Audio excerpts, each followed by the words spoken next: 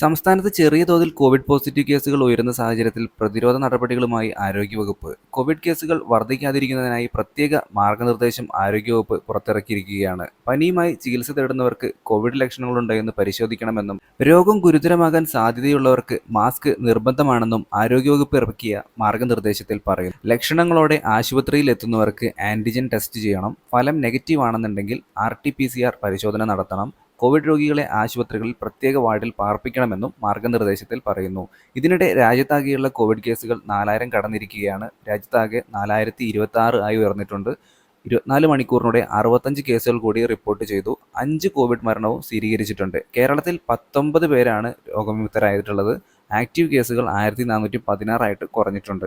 കഴിഞ്ഞ 24 മണിക്കൂറിനിടെ കേരളത്തിൽ കോവിഡ് ബാധിച്ച ഒരാളാണ് മരിച്ചിട്ടുണ്ടായിരുന്നത്. ഗുരുതര ന്യൂമോണിയ ബാധിതനായിരുന്ന 80കാരനാണ് മരിച്ചിട്ടുണ്ടായിരുന്നത്.